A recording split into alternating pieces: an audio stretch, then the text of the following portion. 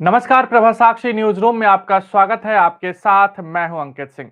उत्तर प्रदेश विधानसभा चुनाव के नतीजे आ गए हैं। 403 सीटों में से भाजपा गठबंधन ने 273 सीटों पर जीत हासिल करके पूर्ण बहुमत प्राप्त कर लिया है। इसके साथ ही मुख्यमंत्री योगी आदित्यनाथ ने गोरखपुर विधानसभा सीट से करीब 1 लाख अधिक वोटों से जीत हासिल की है। योगी आदित्यनाथ के लिए यह चुनाव किसी अग्नि परीक्षा से कम नहीं था। समाजवादी पार्टी और अखिलेश यादव से मिली कांटे की टक्कर के बावजूद भी योगी आदित्यनाथ के नेतृत्व में भाजपा सत्ता में आने में कामयाब रही। कहीं ना कहीं इसे योगी आदित्यनाथ के काम पर मुहर माना जा रहा है। दावा किया जा रहा है कि इन नतीजों से योगी आदित्यनाथ का कद और बड़ा हो जाएगा। पिछले 5 सालों में योगी की राह में कई रोड़े जरूर आए, लेकिन कहीं ना कहीं उन सबको पार करते हुए योगी आदित्यनाथ ने कामयाबी की नई गाथा लिखी है।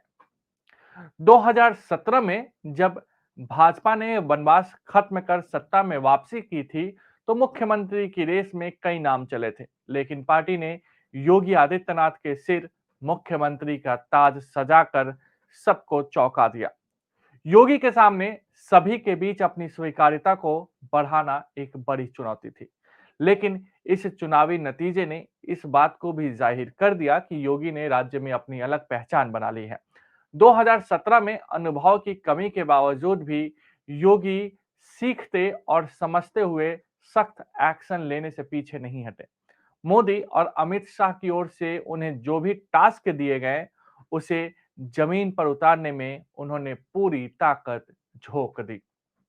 पिछले 5 सालों में सख्त कानून व्यवस्था की वजह से योगी ने एक अलग मॉडल बनाया है।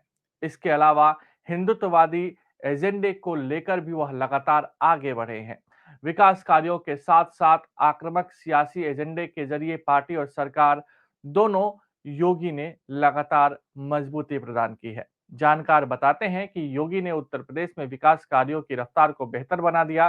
केंद्र की योजनाओं को आम लोगों तक पहुंचाने के लिए पूरी ताकत झोंक दी। कोरोना वायरस से संक्रमित होने के बावजूद भी पूरे राज्य का दौरा कर योगी आदित्यनाथ ने नया सियासी संदेश दिया। योगी के कोविड मैनेजमेंट की भी तारीफ खूब हुई। विपक्ष भले ही योगी के खिलाफ लगातार अलग अलग नैरेटिव सेट करता रहा हो, कभी हाथरस का मुद्दा उठा तो कभी लखीमपुर का, कभी योगी के ब्राह्मण विरोधी होने का दावा किया गया तो कभी दलित और पिछड़े को दबाने का आरोप योगी सरकार पर लगा।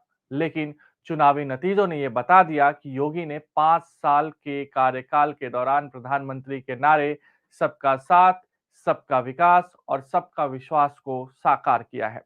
योगी की राजनीति में उत्तर प्रदेश में जातिवाद की राजनीति को खत्म कर दिया है। कानून व्यवस्था और विकास कार्य पर ही योगी को वोट मिले हैं। बुलडोजर बाबा नया नाम हो गया है। अपराधियों और माफियाओं के खिलाफ बुलडोजर चलाने का स्लोगन देने वाले उत्तर प्रदेश के मुख्यमंत्री योगी आदित्यनाथ को अब उनके समर्थकों ने बुलडोजर बाबा का नया नाम दे दिया है। विभिन्न हिस्सों में जीत से उत्साहित पार्टी कार्यकर्ताओं ने विजय जुलूस निकाला और बुलडोजर बाबा जिंदाबाद के नारे लगाते हुए मुख्यमंत्री को नया नाम दे दिया। राजधानी लखनऊ में भाजपा कार्यालय के बाहर तो कुछ उत्साहित समर्थकों ने बुलडोजर पर सवार होकर भाजपा का भगवा झंडा फहराकर जीत का जश्न मनाया।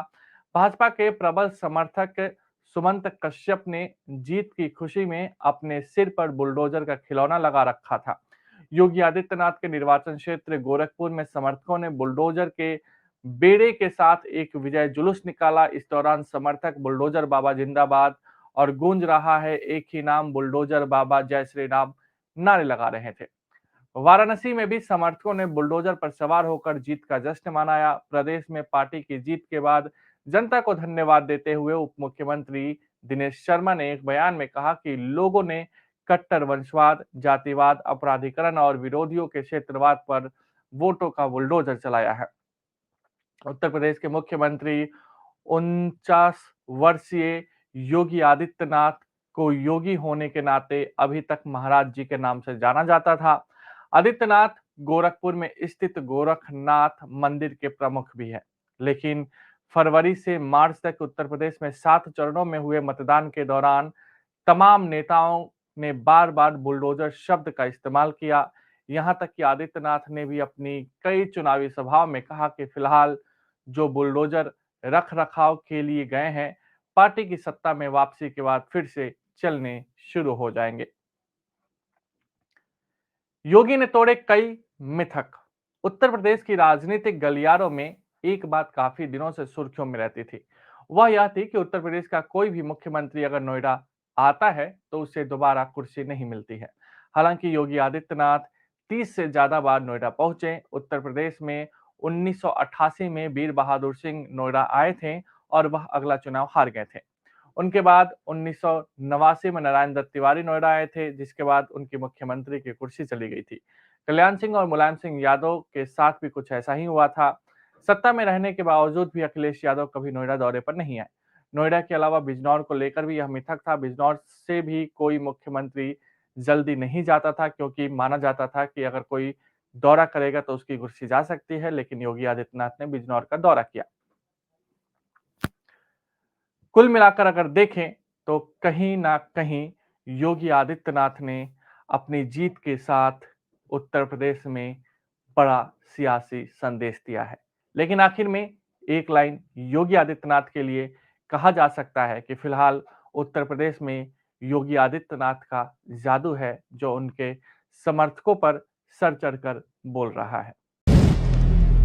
अगर आप भी लेना चाहते हैं देश दुनिया की तमाम जानकारी तो आज ही सब्सक्राइब करें हमारे चैनल को।